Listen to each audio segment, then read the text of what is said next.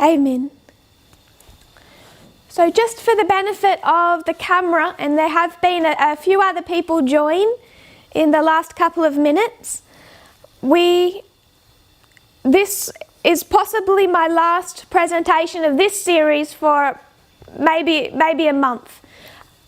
Next week I won't be presenting, others will present, and then the week after that, in 2 weeks' time, the Canadian Ministry are conducting an online camp meeting. A camp meeting via Zoom, similar to what Elder Parminda did in Portugal. So my participation in that will be hosted from here, of course, and my participation will consist of 8 presentations over Friday, Sabbath, and Sunday. You'll be maybe happy to know that they're going to keep me to about an hour. So the 8 presentations is probably worth about 2 Sabbaths. So this is about possibly the last that I'll be doing of this series for about a month, but others will be presenting. So I want to try and wrap up some thoughts today. You can see that I've erased most of the board, and I was really sad to lose our growing list of conspiracy theories.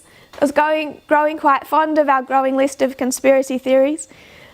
It seemed that new ones could be added every week. I think we could have a whole board just of conspiracy theories if we put our minds to it and how they operate. We've lost our portion on the top left corner showing the compare and contrast between ancient Israel and modern Israel, the ancient idolatry and the modern idolatry through those, in each history, 3 particular dispensations, particularly considering the Alpha and the Omega. We looked a lot at those lines also through the lens of progression, which we will do quite a lot of this morning. So I want to be able to, I wanted space, so that's erased. I've kept this bottom left-hand corner showing, this actually, I'm really grateful, Sister Josephine asked a question about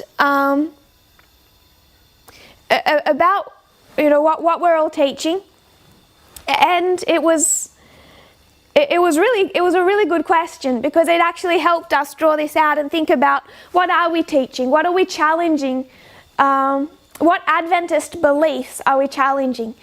And I think what we were trying to demonstrate was we're not actually challenging the core conclusion. So when you believe that there's going to be a one world government, we all believe that. We all believe in the concept of the Sunday law. The Sunday law is the breaking of the Republican horn of the lamb-like beast. So we believe in the breaking of the Republican horn. We believe in church and state. We believe in true and counterfeit. We believe in secret societies. We believe in all of those things. But what we were working out together was, what does that look like for us compared to the Adventist church structure? The Adventist church structure and apostate Protestantism, because you can lump them in one. And we tried to demonstrate that through the study of idolatry. So we showed we believe in this. But there's 2 different definitions of what that looks like.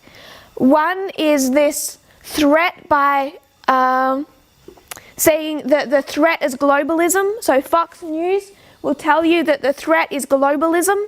CNN will teach you that the threat is unilateralism. Fox will tell you the threat is globalism. If the threat is globalism, you believe that through conspiracy theories, and Donald Trump becomes your hero. CNN tells you the threat is unilateralism, uni meaning one superpower. You will understand that through the methodology of parable teaching. Just one example is World War I plus World War II equals World War III, triple application. If you believe in this, Trump becomes the dictator. So while we believe the same thing, what you believe that looks like changes your perspective of where the threat is going to come from. And when you understand that Donald Trump becomes the dictator, it changes your entire worldview. At the same time, you're not challenging that core conclusion. You can do the same thing with secret societies. We all believe in secret societies. Protestants believe in secret societies. We showed that in 1798 with the Illuminati threat. Adventists, conservative Adventists, Walter Weiss, they all believe in secret societies. We believe in secret societies. We talked about that when we discussed dominionism, Seven Mountains theology. There's another movement that was how they defined ninja sheep, the people that they have in these seven mountains that are trying to take over or control the culture of the United States, particularly. And we went to Ellen White quotes to show that. We would define the Ku Klux Klan as a secret society. So both sides believe in secret societies. We disagree on what that looks like. And when you understand what that looks like, it changes your expectations or your entire end time worldview. So in anticipation, putting that to one side at the moment, this is a little bit of a detour. In anticipation of the Canadian Zoom camp meeting, for those of you that will be participating, I'd like to suggest a project, some homework. It's really difficult when we consider the lockdown, the change in travel plans. Schools have been cancelled. Even though we can do some on Zoom, many camp meetings have been cancelled. By now I was to do at least 3 camp meetings since Portugal. None of them have taken place. So our plans have been very much derailed. We were soon to have an international camp meeting. There was to be schools, weeks of studying together, digging out these lines and truths. So due to the shutdown, much of this has not been able to take place. And part of the difficulty is covering in about 1 or 2 presentations a week what we need to be remembering at this time. And I become concerned that we start to lose our place on the lines. So I want to suggest a project to anyone who's willing. Go to the lines that you know of, all the lines that show our experience. If you have copies that someone has done, some people have done online PDF copies. I try to suggest everyone, even if you have those online formally done copies of the lines, draw them yourself. And what I'd like you to do or think about doing is put a dot or a little person where you are on those lines. Take each one of them, go through them one by one and say, this is where I am on that line. So I'll give some suggestions of where to start. There are many more lines than this, but these are the ones that are in my mind.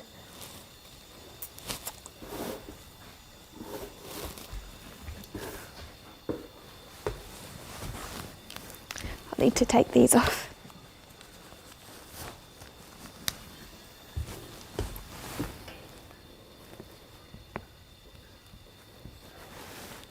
Take Acts 27.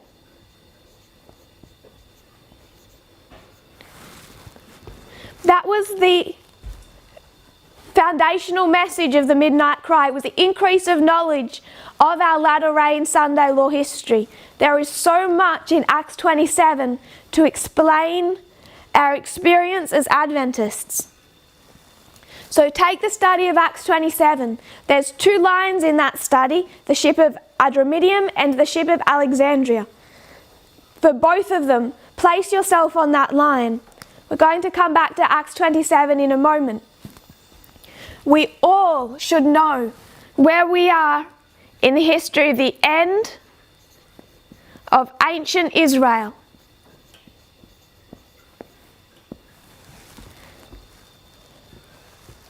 And I want to remind us that you can place yourself there twice.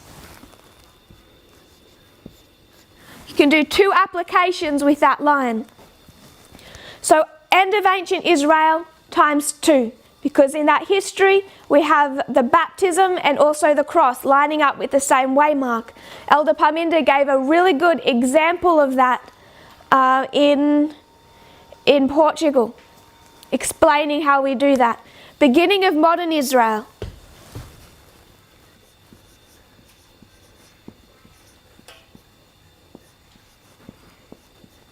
History of the Millerites.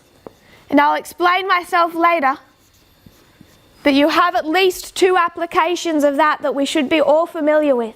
So, beginning of modern Israel times 2. Place yourself on that history twice, 2 different places. Doesn't matter if you make a mistake. Discuss it together, do it. Discuss it with your brothers and sisters in the message who are around you. At least try to know where you are on these lines.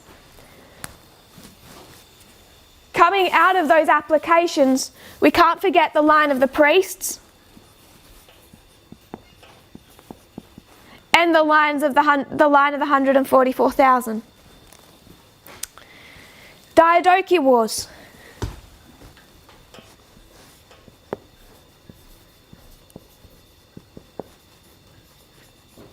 Place yourself in the history of the Diadochi Wars. 2 world wars, World War I, World War II.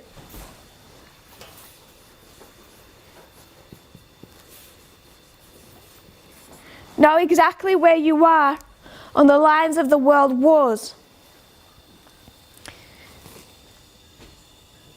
This one's interesting. I'm not sure what people would do with this, but we've been studying since it was done in October 2018, and I've mentioned it a few times since. The compare and the contrast between the internal and the external. Compare and contrast internal and external. Remembering it's an election year. Revolutions. I'm going to lump them all into one. Know where you are on the line of the revolutions. The counterfeit. It's a little like the internal, external.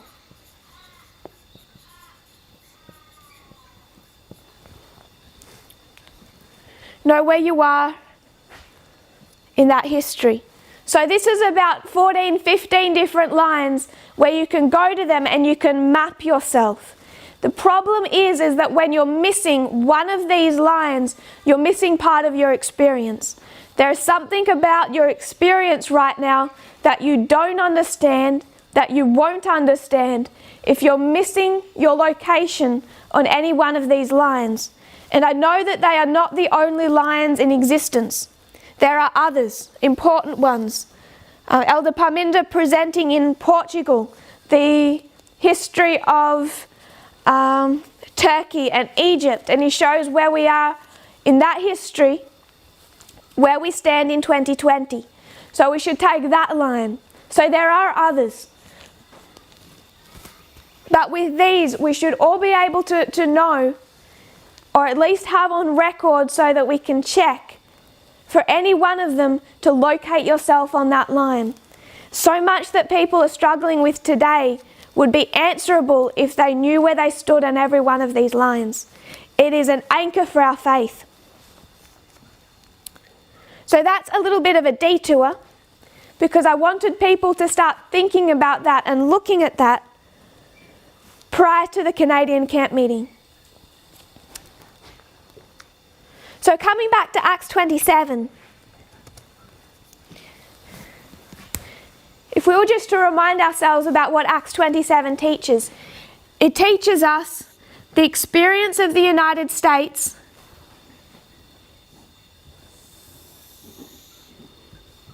and not just the United States, but Adventism in 2 different histories. Sorry, in two different ways.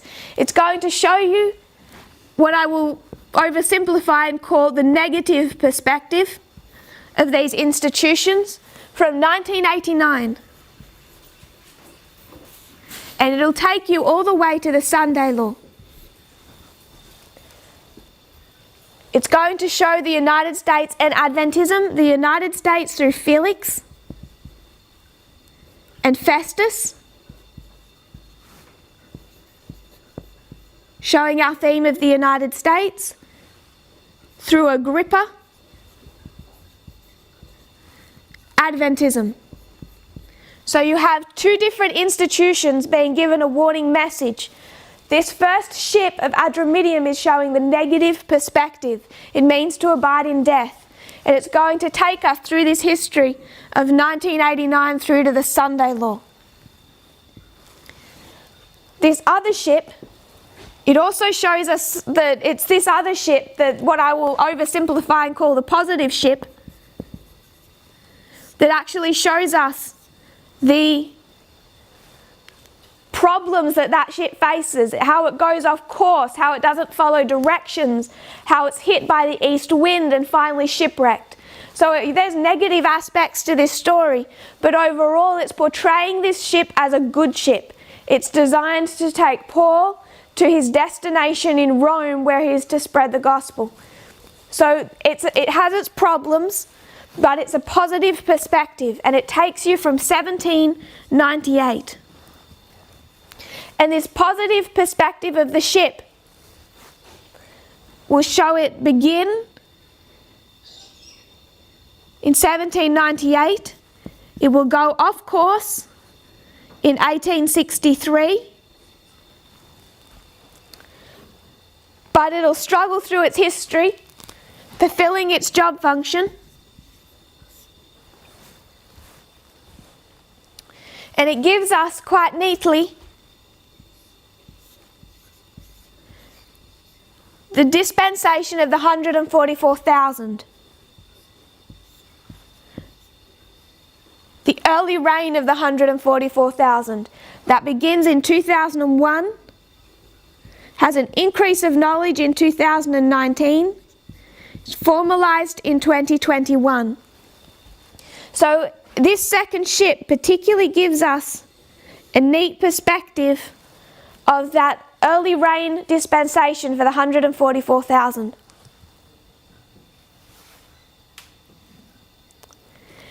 Both of these ships take you to the same point in time. Both of them take you to the Sunday Law, where these two institutions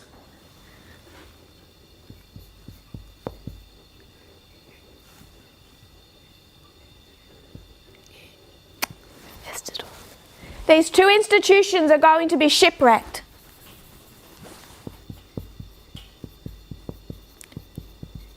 These two institutions will fall. United States and Adventism, both falling or shipwrecked at the Sunday Law. So why am I mentioning that now? Through our studies over the last month, we've been particularly addressing one subject. So two questions. One subject, all taught through Acts 27, but two specific questions.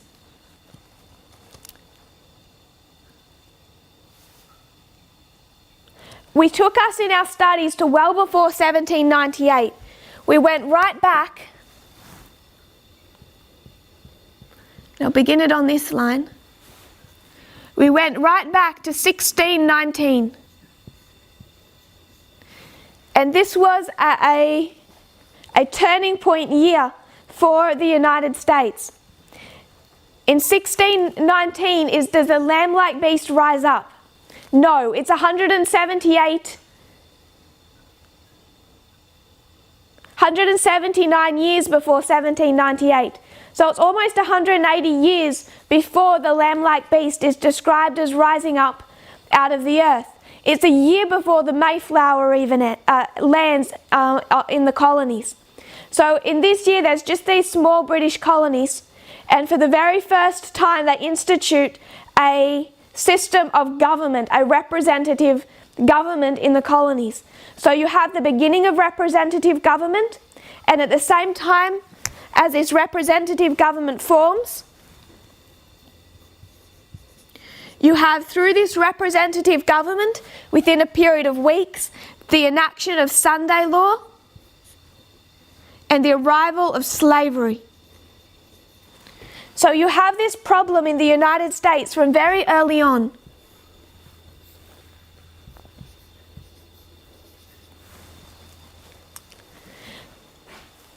It's not lamb-like in 1619. There's nothing lamb-like about these colonies. There was no religious freedom. There was no freedom. So we can see the United States, it had issues back in 1619. These two subjects that are dealt with first in 1850 and then in 1888 are already in existence. When we come to the United States in Bible prophecy, it's not represented as a lamb-like beast until 1798. They have to go through the revolution, enact the Constitution, form a representative government, form the Bill of Rights, etc. So it's demonstrated in Acts 27 as rising up here, and it's going to go through this history. And what this leaves us with is two particular questions we've been trying to address in our studies. The first question is, what is the sin of the United States? Now write these questions on the board. First question. What is the sin at the Sunday law? I put Sunday law in parentheses. What is the sin of the United States at the Sunday law? What makes it shipwreck at this waymark? Our second question. The United States falls here, the Republican horn is broken. We're looking at what that looks like. But our second question is what we have focused on for most of the last month.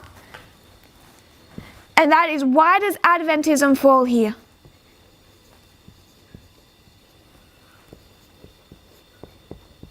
Why does Adventism fall at the Sunday law? So one question that we've been addressing relates to the institution of the United States.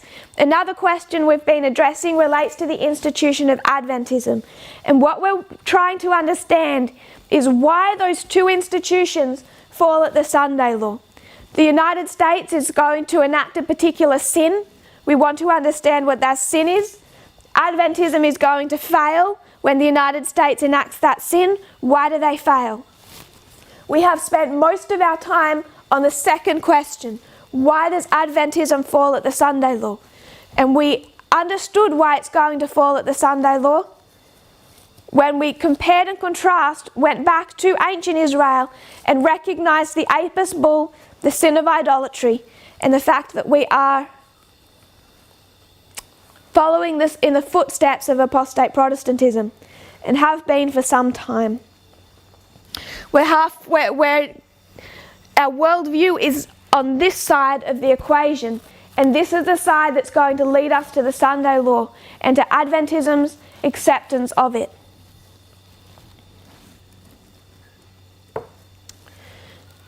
So we looked at, to understand the first question, I'm putting the second question to one side. So far we've done with that question. Why does Adventism fall at the Sunday law? The idolatry, the Apis bull, the conspiracy theories, Walter Weiss, all that we've done, Mary Relf to Walter Weiss, the conservative worldview. We've dealt with this question as much as we're going to for now. What I want to look at is, what is the sin of the United States? So this is the direction that we're heading in. To understand that, what we began to do is go back through this history and take our triple application. Our triple application being 1850,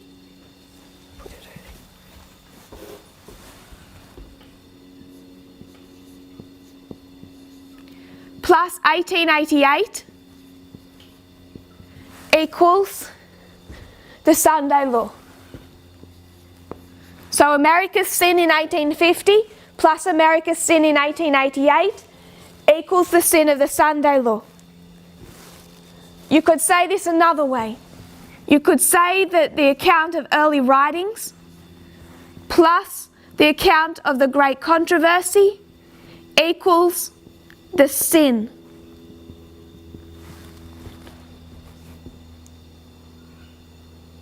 I had another way to put it. It just passed my mind.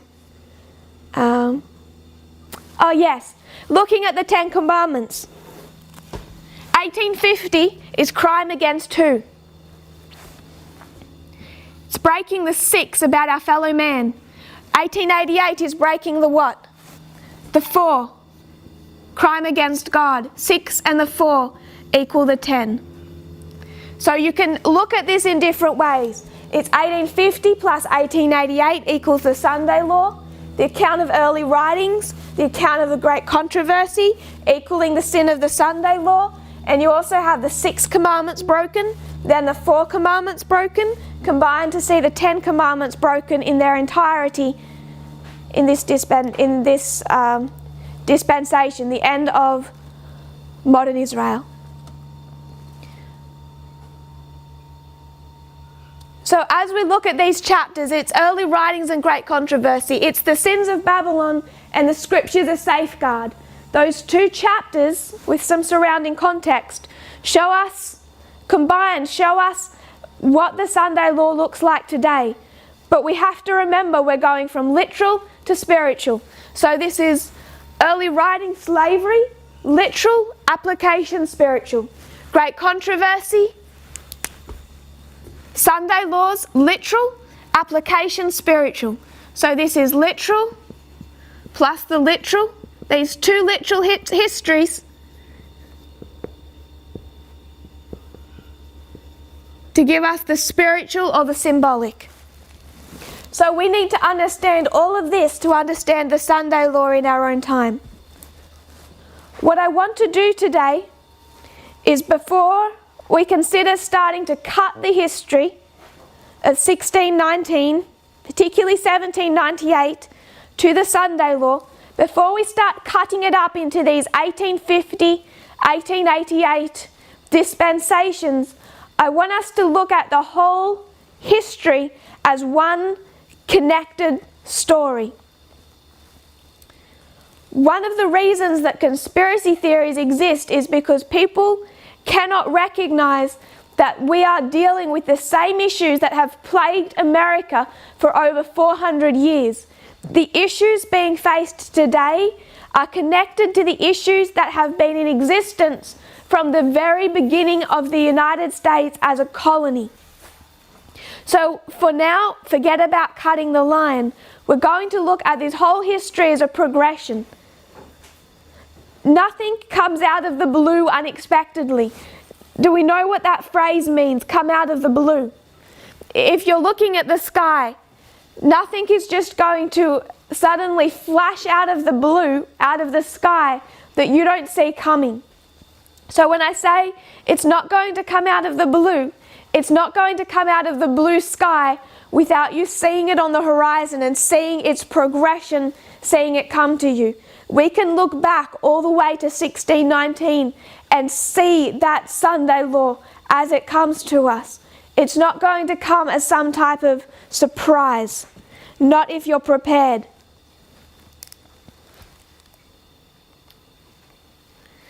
So we're going to take this line. I'm going to rub out this, if you don't mind, I'll rub out here what we've done with Acts 27.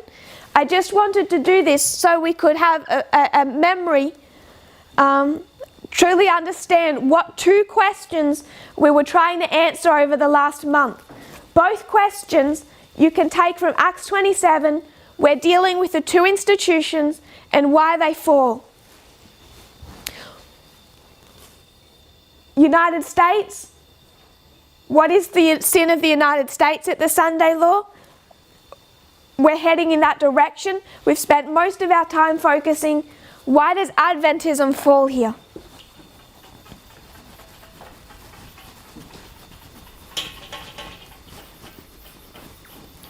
So I want us to look at the history of the United States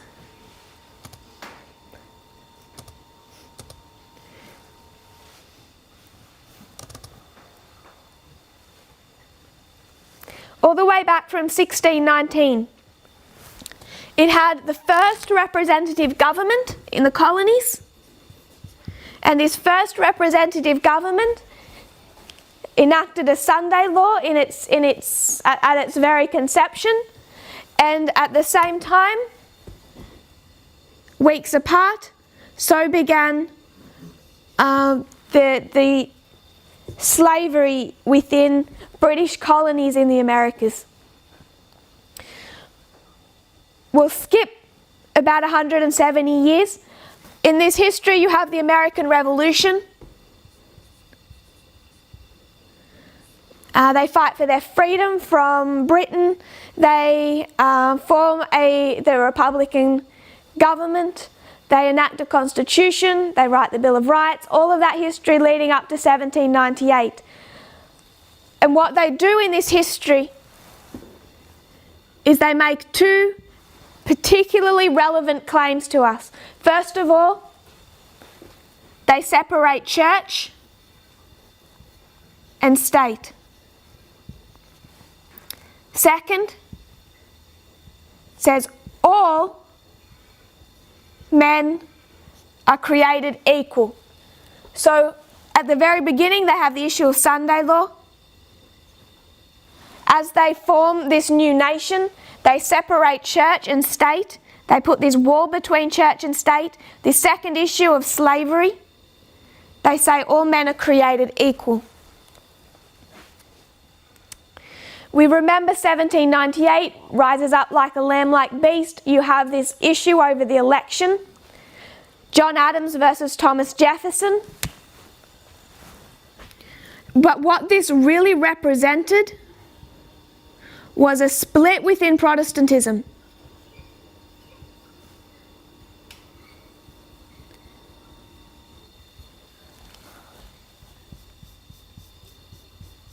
There is this split within Protestantism through the two great awakenings. You have socially conservative Protestantism following John Adams,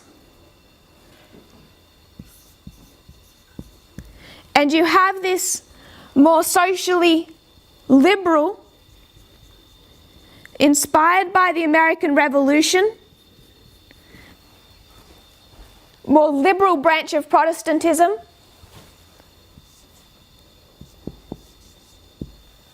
following Thomas Jefferson. In 1798, this conservative branch introduces conspiracy theories, the Illuminati threat to try and take down the enemies of John Adams on both sides of the political spectrum, Hamilton, Jefferson.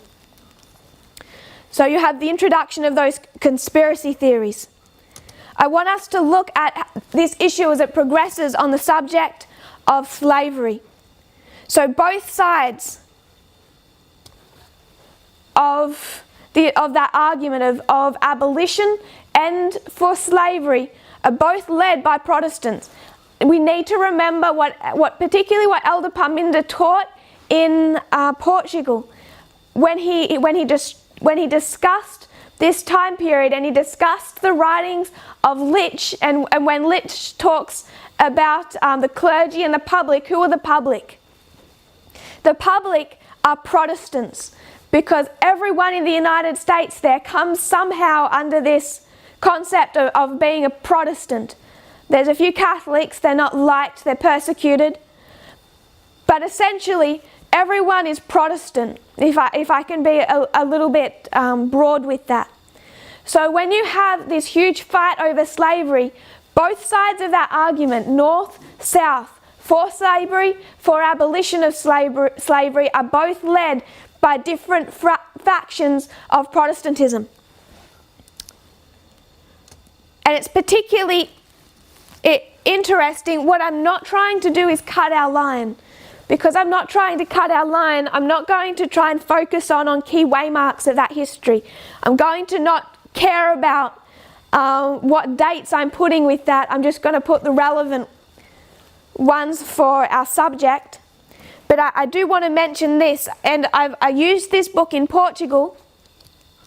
It's a book titled America 1844, Religious Fervour, Westward Expansion, and the Presidential Election that Transformed the Nation. I'm going to read from page 41, just a small section. The year 1831 had been a propitious one for the embryonic abolitionist movement. So 1831 was a key year in this abolitionist movement. And why is 1831 become important to us? 1831 to 1833 is it's the formalization of our message, 31 to 33. William Lloyd Garrison founded the newspaper The Liberator in 1831. Abolitionists in Boston founded the New England Anti-Slavery Society, and slaves led by Nat Turner rose up against their masters in Virginia. Southerners were annoyed by Garrison and the fledgling society. They were scared to death of Nat Turner. So they were annoyed by the Anti-Slavery Society. They were scared by the slave rebellion led by Nat Turner. 2 years later, in 1833, the American Anti-Slavery Society was founded. Its leaders soon launched a campaign to petition Congress to end slavery. So 1831 to 1833 are two key waymarks in that beginning of this key abolitionist movement. And if we go back a little more to 1824, in 1824 an English Quaker, Elizabeth Coltman Hayrick, published a bold tract titled Immediate, Not Gradual Abolition.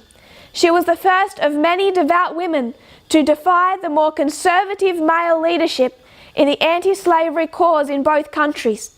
Her influence was instrumental in the eventual passage of the Emancipation Act of 1833, which began the liberation of West Indian slaves, although she had died 2 years earlier.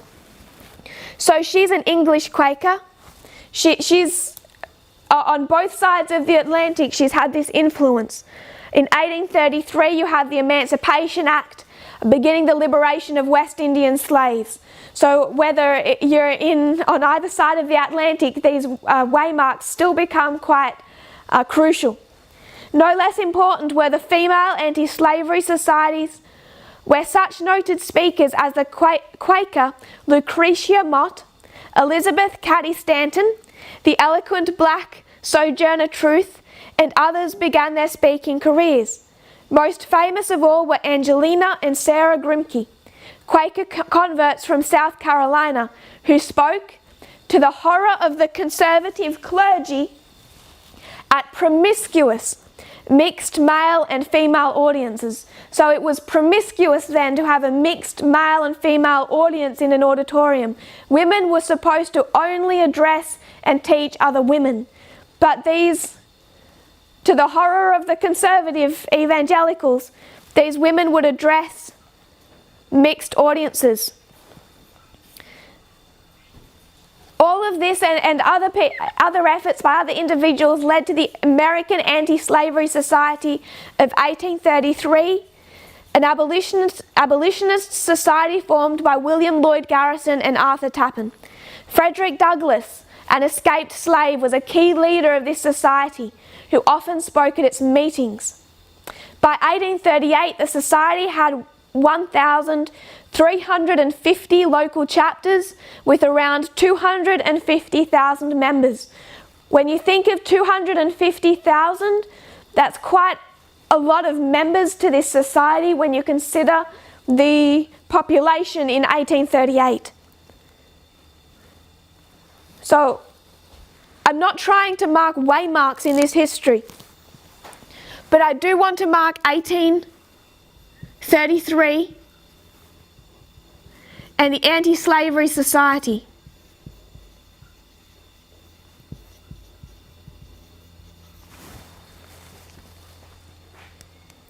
So now you have two sides starting to form in the United States, two sides of Protestantism, because everyone is Protestant. We talked about Charles Finney. He's a leading Protestant evangelical teacher. He was an abolitionist who led at Oberlin College. This was the first American college to accept women and blacks as students in addition to white men. From its early years, its faculty and students were active in the abolitionist movement. They participated together with people of the town in biracial efforts to help fugitive slaves on the Underground Railroad, as well as to resist the Fugitive Slave Act, the Sunday law of that time period. These people were on the right side of the Sunday law. So they are Protestants. Charles Finney he's a Protestant. So you have these two split sides developing through Protestantism. Conservative Protestants, socially conservative and socially liberal. This all leads up to 1844. In 1844, it all unravels for them. That growing tension over decades blew up into a schism in the three main Protestant denominations of the United States. It split the Methodist Church, the Baptist Church, and the Presbyterian Church. Those three denominations all divided in two, essentially along the lines of north and south. And this was the church split, the schism that was not reconcilable, that led them directly to the Civil War. And they split. Socially conservative were in favour of slavery, socially liberal in favour of abolition.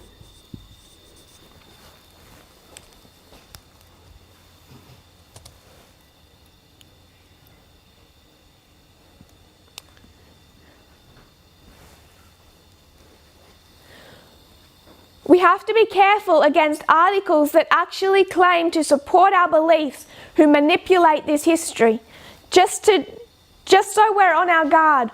Even an article that is fighting against slavery in this history, that's saying our pioneers, our Millerite pioneers were against slavery, were leading abolitionists, even ones that support our beliefs can manipulate Millerite history to support them, and it becomes dangerous.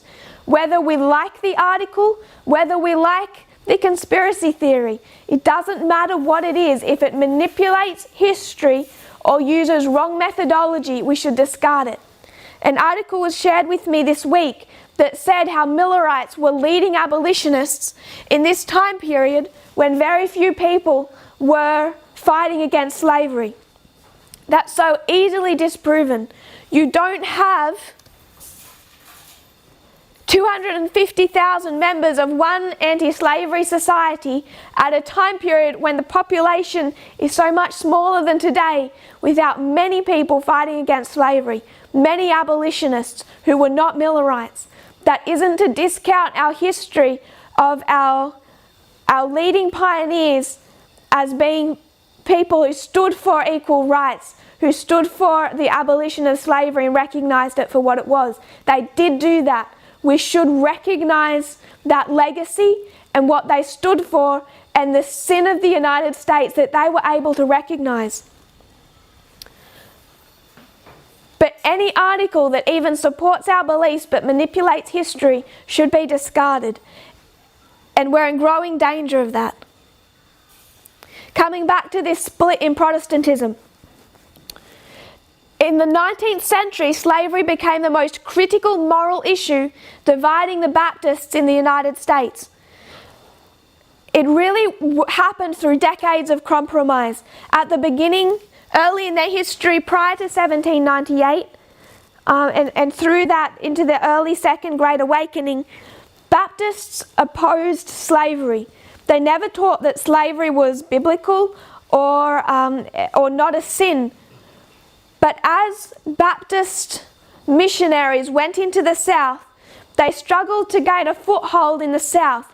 So they began to, by small incremental steps, they began to compromise in their message. So the next generation of Baptist preachers began to accommodate themselves into Southern society.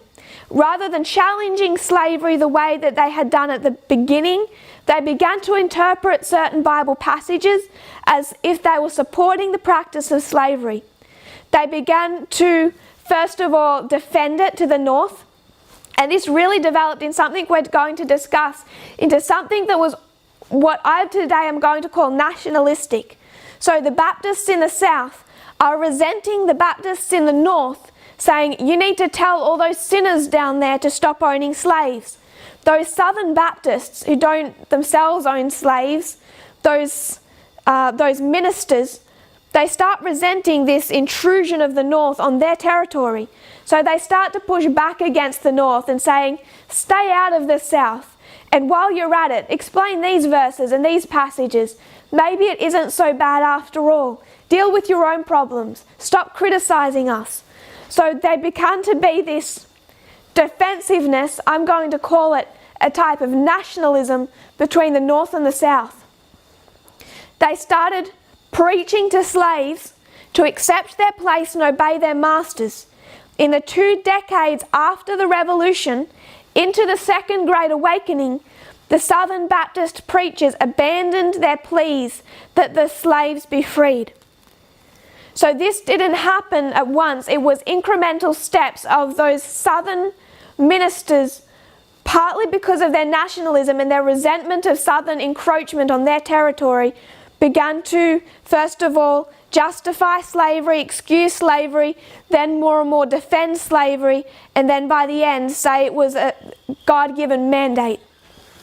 In 1844, Basil Manley Sr., president of the University of Alabama, this is the South, a prominent preacher and a major planter who owned 40 slaves, drafted the Alabama Resolutions and presented them to the Triennial Convention. These included the demand that slaveholders be eligible for denominational offices to which the Southern associations contributed financially. So what he's saying is, we Southerners support you financially, these associations, therefore you must be willing to admit Southern slave owners into denominational offices in the Baptist Church. These resolutions failed to be adopted. So you can see this divide between North and South just with the churches before it becomes the state, and it's nationalistic in its mentality. The South is saying, we give our money to you, we support you, and yet you're not giving us leadership positions and authority. In Georgia, the Baptists decide they're going to test the North. They're going to put a test before the North. The North claims neutrality. The North has its issues with compromising. They say they're in this kind of neutral position. So Georgia decides to test them. And when a position opens up in the Home Missionary Society, they need a missionary, Georgia recommends a slaveholder. The Home Mission Society's board refuses to appoint him, noting that missionaries were not allowed to take servants with them. So the missionaries weren't allowed to take a servant, and if you're not allowed to take a servant, clearly you can't take a slave. So they would not make a decision that had any appearance of endorsing slavery, although they do it in this roundabout kind of fashion. Southern Baptists considered this an infringement of their right to determine their own candidates. So this is a north-south tension between northern states and southern states in the Baptist church. It's nationalistic in its mentality. The South is saying, we give you money, we support you financially. Over the decades before, they've more and more come to a position where they see slavery as being mandated by God because of their literal to literal interpretation. Ancient Israel had slaves, modern Israel has slaves. So they're going to use two arguments to defend slavery. One of them is that to not support slavery and not allow us to support slavery in our own states is a violation of our freedom. And they're also going to argue it's a violation of our religious liberty. Remember, we're talking about the South here.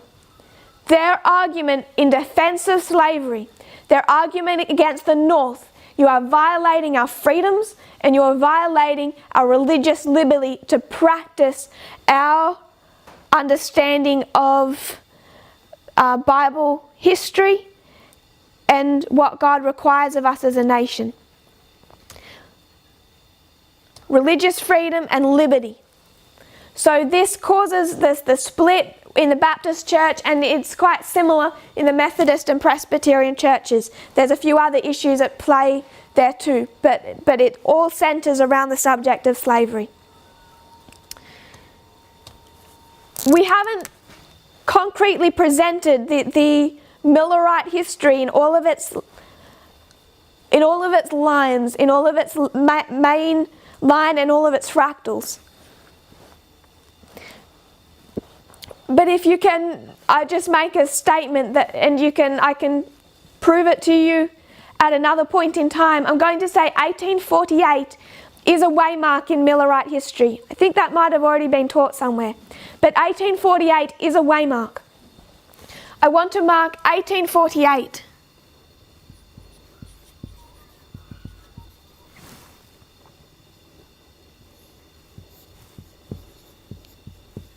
So we're tracking this split within Protestantism, but it also, all of these are Protestants. The government is filled with these Protestant men. You can't really separate these two issues. The title of the book that I was reading from, Sister Susan, is America, 1844. I'm not sure if you can read that. Religious Fervor, Westward Expansion, and the Presidential Election that Transformed the Nation. It's an interesting book. It goes through the forming of the Mormon Church, westward expansion, the annexation of Texas, the election, all of that history. So it's a good time to ask that question, because coming back to that 1844 election, what was that election over? That election was over annexing Texas from Mexico. Do we all kind of remember that history? 1844, there's a US election, there's this divide between these two political parties, and that divide is whether or not they will admit or they will annex Texas from Mexico and admit it into the Union as a state. And we discussed that in Portugal. So 1844 that election went on the wrong side of history. It went on the wrong side of history that led to the Mexican War just after 1844, and they annexed Texas. That whole history is absolutely crucial to that reform line, how America expanded. So that's the subject of 1848 that we're about to discuss. When do we finish Sabbath school? Okay. 1848. I'm not sure if we're familiar with the man John C. Calhoun. I'll just write his name for a moment and then erase it. John C. Calhoun, he's quite legendary in that history. He's a senator from North Carolina, and he becomes a future spokesman, in the future, a spokesman for Southern secession. He was supportive, of course, of this American expansion into Texas. So what you have is this. In Portugal, I had Sister Kathy draw a wonderful map of the United States. So I can't do that. So I'm just going to have a blob. That's the United States. Somewhere over here, you have Mexico. I'm not trying to be realistic. Please don't. I'm just doing blobs. You have the United States and you have Mexico. And they want to take Texas from Mexico. They decide in the 1844 election that's the path they're going to go down, American expansion. There was a phrase that began around that time. I can't remember. What was that phrase? If someone can think of it, put it in the chat. The manifest destiny. It was manifest destiny for the United States. Thank you, brother. Thank you. It was the manifest destiny of the United States to spread and take control over that whole, from sea to shining sea. I want us to think about the branch that we're talking about here. We're talking about this particularly southern, particularly social conservative, supporting slavery that's also supporting the expansion of the United States. John C. Calhoun, a senator from South Carolina, is a major part of that. I'm quoting him. I will quote him. He spoke in Congress January 4 of 1848. At the time, US and Mexican diplomats were in the midst of negotiating a peace treaty. So 1844, the United States decides to annex Texas. Then the following year, they go to war with Mexico. Might be 1846, I might be off there. But they go to war with Mexico in 1848. Both parties come to the table and they just start to negotiate a peace treaty to determine how much of Mexico will be admitted into the Union. Quoting Calhoun, how much of Mexico did the United States want? We have never dreamt of incorporating into our union any but the Caucasian race, the free white race. To incorporate Mexico would be the very first instance of the kind of incorporating an Indian race. For more than half of the Mexicans are Indians, and the other is composed chiefly of mixed tribes. I protest against such a union as that. Ours, sir, is the government of a white race. The great misfortunes of Spanish America are to be traced to the fatal error of placing these black races on equality with the white race. Are we to associate with ourselves as equals, companions, and fellow citizens, the Indians and mixed race of Mexico? Mr. President, I would consider such a thing fatal to our institutions. We make a great mistake, sir, when we suppose that all people are capable of self-government. We are anxious to force free government on all. And I see that it has been urged in a very respectable quarter, that it is the mission of this country to spread civil and religious liberty over all the world, and especially over this continent. It is a great mistake. None but people advanced to a very high state of moral and intellectual improvement are capable in a civilized state of maintaining free government. So I read that to my sister earlier this morning and she responded in non-verbal communication, which I won't repeat on camera. But do we recognize what he's saying? I want us to think about the implications of that. The United States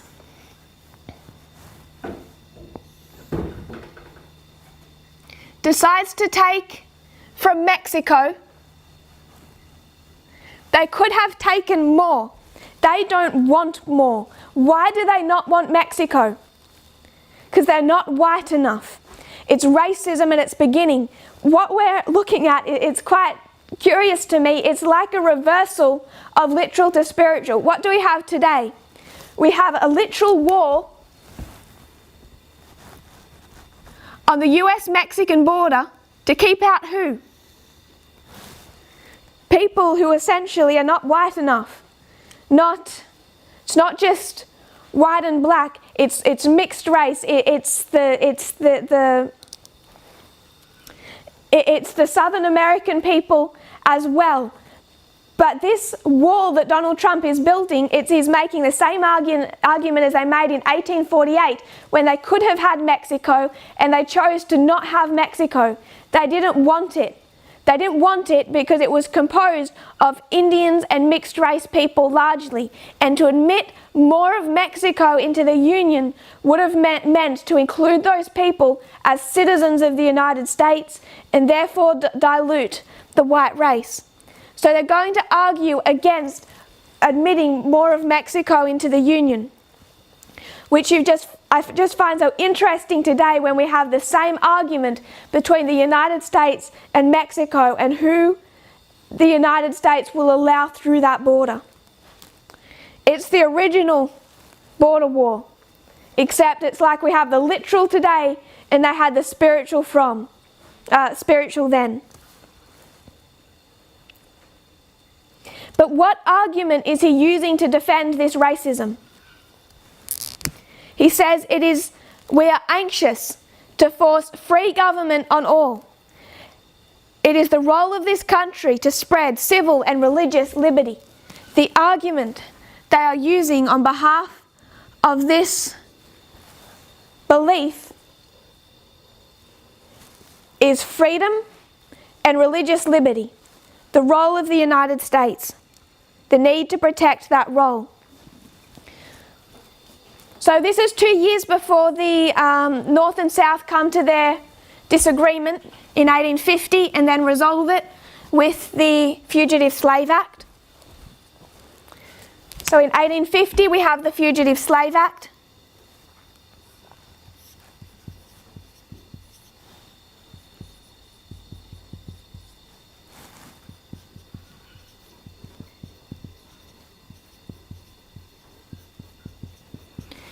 And this really explains, we won't go into detail of this article, of this law, but this starts to explain why Ellen White says God's judgment was upon the North.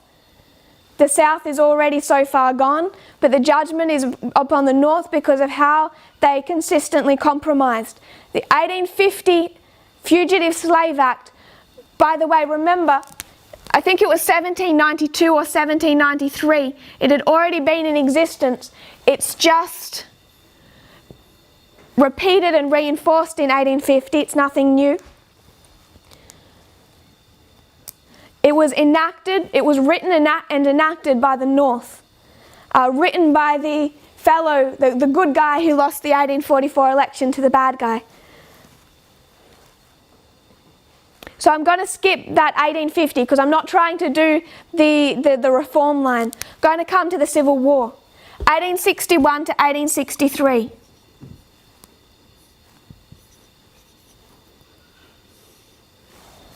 (1861 to 1863). Sorry, 1861 to 1865. The history of the Civil War. So now we have our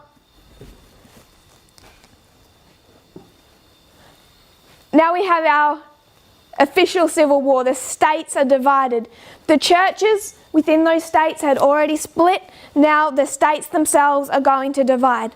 I want to discuss a concept here that can become it can become quite a toxic subject. I hope that I'm understood in what I want to say about this subject. What I'm going to discuss is state rights. I know people don't like to discuss the role of state rights in the Civil War. And there's a couple of reasons why people don't like to do that. First of all, I recognise that the issue of state rights is broader than, it's not a simple issue. The Fugitive Slave Act was passed in 1850. How did the northern states manage to bypass that Fugitive Slave Act? They used the principles of state rights. So even though the government wanted to enforce the Fugitive Slave Act, the northern states, for the most part, actually didn't act on it because they were able to bypass it with their own state laws and legislatures. And this bypassing of the northern states, where they don't enforce this Fugitive Slave Act, is what each one of those southern states cite as their key, one of their main key grievances at the beginning of the Civil War. It really upset the South that these northern states didn't comply. But we're talking about this time period of the Civil War, the presidency of Abraham Lincoln. Putting aside all his problems, you now have the right guy who's president. You have the good guy in. He's elected president on November 6 of 1860. Southern Carolina exploded with excitement at the news. We discussed Calhoun. He was representative of Southern Carolina. To many of the people there, Lincoln's victory was the signal that ended the state's ties to the Union. To them, it was the beginning of Southern independence. The day that Abraham Lincoln won that election, South Carolina lowered their United States flags and raised their state flag in its place. They were joyful. It was the beginning of Southern independence. It was the Southern states' attempt to secede based on the 10th Amendment argument that Lincoln's actions were designed to prevent, and this led to the Civil War. So, what I want to do to explain and defend this position of state rights is take you to the words of the states themselves. Every state in the Confederacy issued an article of secession declaring their break from the Union. 4 states went further than that: Texas, Mississippi, Georgia, and South Carolina. South Carolina, Calhoun, that link. All issued additional documents, usually referred to as the Declarations of Causes, which explain their decision to leave the Union. I'm going to read a little. I'm going to quote some of the words from these 4 states that wrote the Declarations of Secession. I'm going to start with Georgia. The people of Georgia, having dissolved their political connection with the government of the United States of America, present to their Confederates and the world the causes which have led to the separation. For the last 10 years we have had numerous and serious causes of complaint against our non-slaveholding Confederate states with reference to the subject of African slavery. Our northern Confederates, after a full and calm hearing of all the facts, after a fair warning of our purpose not to submit to the rule of the authors of all these wrongs and injuries, have by a large majority committed the government of the United States into their hands. So they're referencing back to the election of Abraham Lincoln. It's a grievance. The northern states have submitted the government into the hands of what these people see as abolitionists. The people of Georgia, after an equally full and fair and deliberate hearing of the case, have declared with equal firmness that this government shall not rule over them. A brief history of the rise, progress, and policy of anti-slavery and the political organization into whose hands the administration of the federal government has been committed will fully justify the pronounced verdict of the people of Georgia. The party of Lincoln, called the Republican Party under its present name and organization, is of recent origin. It is admitted to be an anti-slavery party. While it attracts to itself by its creeds the scattered advocates of exploded political heresies, of condemned theories in political economy, the advocates of commercial restrictions, of protections, of special privileges, of waste and corruption in the administration of government, anti-slavery is its mission and its purpose. By anti-slavery it is made a power of the state. The question of slavery was the great difficulty in the way of the formation of the Constitution. With these principles on their banners and these utterances on their lips, the majority of the people of the North demand that we shall receive them as our rulers. Remember what we said about Protestantism, about the nationalism that began to arise between the northern and the southern branches of the Baptist denomination. You're seeing the same thing now within the state governments. And what the South is saying is that the North, by this large majority, through that election, have elected a president who is opposed to slavery. It's an anti-slavery party in their mind, and he's going to violate the autonomy and the rights of the states. So it is a states' rights argument that they're making. South Carolina said this most clearly. The people of the state of South Carolina in convention assembled on the 26th day of April 1852, going back to 1852, declared that the frequent violations of the Constitution of the United States by the federal government and its encroachment upon the reserved rights of the states fully justified this state in then withdrawing from the federal union. So South Carolina wanted to withdraw from the union in 1852 because of this encroachment by that federal government upon a state's rights. But in deference to the opinions and wishes of the other slaveholding states, she forbore at that time to exercise this right. Since that time, these encroachments have continued to increase, and further forbearance ceases to be a virtue. So right back in 1952, they're protesting the encroachment of the federal government on states' rights. In the year 1765, they're going to go back. The portion of the British Empire embracing Great Britain undertook to make laws for the government of that portion composed of the 13 American colonies. So they're going to go back and say you had Britain, this central government, and you had 13 colonies.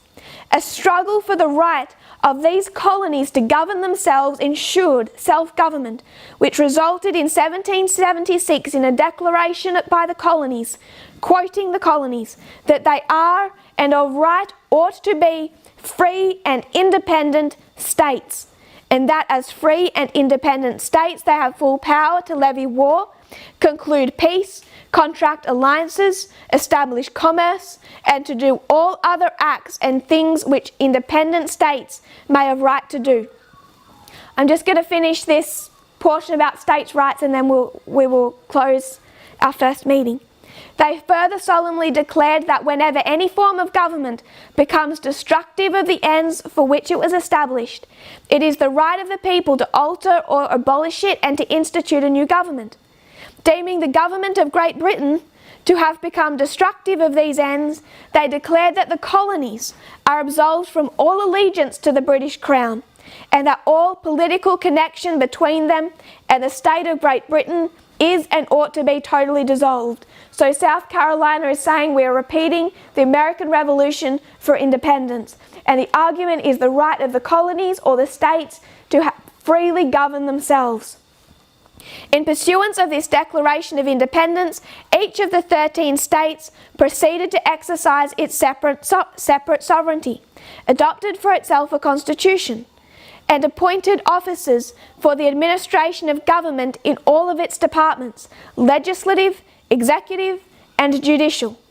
For purposes of defence, they united their arms and their councils, and in 1778 they entered into a league known as the Articles of Confederation, whereby they agreed to entrust the administration of their external relations to a common agent, known as the Congress of the United States, expressly declaring in the first article that each state retains its sovereignty, freedom, and independence, and every power, jurisdiction, and right which is not by this confederation expressly delegated to the United States in Congress assembled.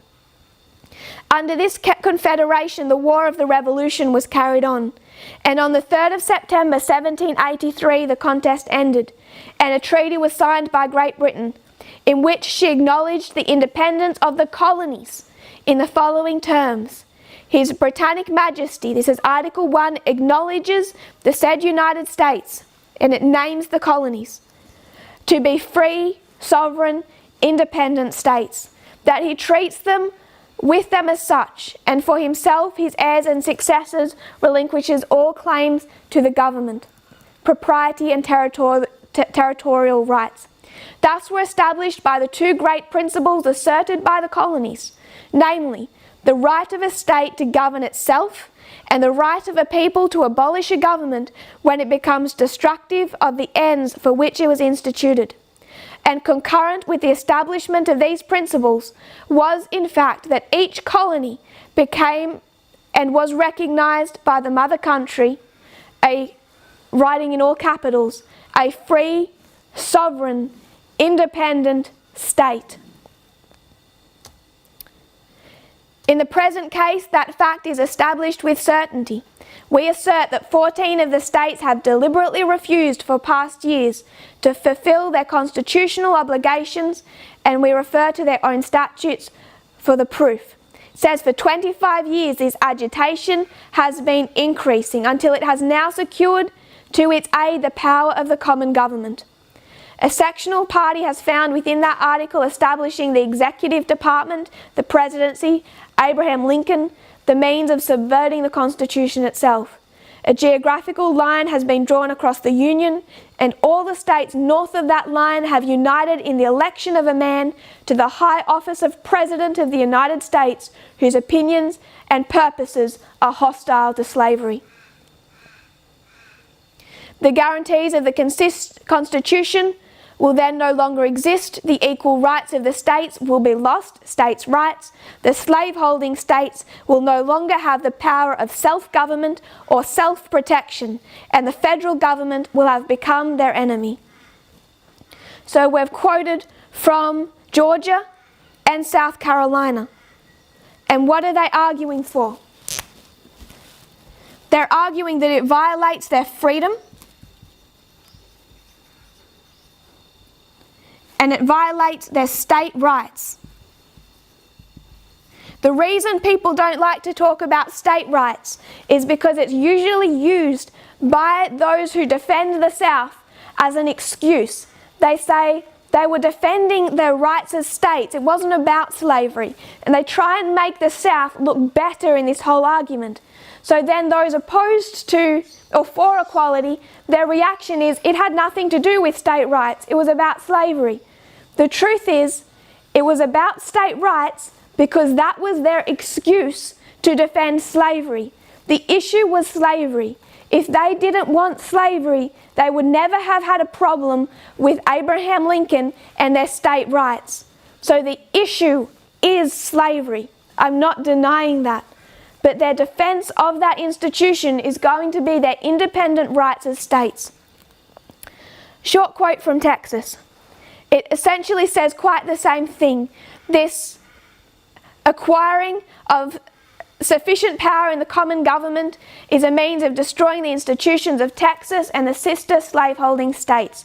So this executive branch, this government that South Carolina described as Great Britain, has acquired enough power that it's going to destroy the independence, the institutions of Texas and the other slaveholding states. In all the non-slaveholding states, in violation of that good faith and comity which should exist between entirely distinct nations, the people have formed themselves into a great sectional party. So they're saying the non-slaveholding states, where they should exist as entirely distinct nations, have united under Abraham Lincoln. So they're going to accuse the North of not defending their own state rights in forming this government. They're saying that these states should have how much freedom? The states should be as if they were entire distinct nations. The people have made themselves strong enough in numbers to control the affairs of the other states, the southern states, based upon an unnatural feeling of hostility to these southern states and their beneficent and patriarchal system of African slavery, proclaiming the debasing doctrine of equality of all men, irrespective of race or colour. That debasing doctrine of equality, a doctrine at war with nature, in opposition to the experience of mankind and in violation of the plainest revelations of divine law. The other argument they're going to argue for, religious liberty. We have defended in prior presentations the fact that the South used the claim of religious liberty, their right to practice what they believed God had mandated, slavery, as an excuse for the Civil War. They believed slavery was instituted from the beginning in ancient Israel through New Testament times, and as the United States was the glorious land, they would have institutionalized slavery, and to abolish it would be to violate their religious liberty. So what I want us to see in this history, as this issue of slavery grows and develops, these two branches of Protestantism splitting, first as denominations, then it heads and the states themselves split. It's over this nationalism that has developed. And what you have is the South defending all the way through this history, whether it's the Southern Baptists or whether it's South Carolina, that what is being impinged upon is their freedom and their religious liberty. And once you get to 1861, They're going to say that this core government is impinging on the rights of the states to govern themselves. So we'll close now. When we come back, I want us to we're going to keep tracking this history. We'll move beyond slavery and see how this divide in Protestantism continues to develop. If you kneel with me, we'll close in prayer. Dear Father in heaven, thank you for our blessings. Thank you for your goodness towards us, Lord, for your mercies. Lord, we see where you have led your people in the past. We are grateful when we look back and see that our pioneers saw these issues in a correct light, in a warped light, Lord. They did not understand full equality at the end of the world. They did not understand the return to Eden. But for their time, Lord, they accepted just what you required them to accept, and that is the abolition of slavery. I pray, Lord, that we will see these issues more deeply, that we will not be content with surface treasure, but that we will look deeper to see what is actually happening, what defenses are being made to defend sin, what arguments are being made to defend nationalism, what is dividing the glorious land. Lord, as we see that, I pray that we might make correct application for our own experience. Thank you for your Sabbath day, and I pray that you will be close to all of those all over the world who are worshipping now, Lord, who are entering into Sabbath, wherever they are, Lord, that they'll have a blessed Sabbath day. In Jesus' name I pray. Amen.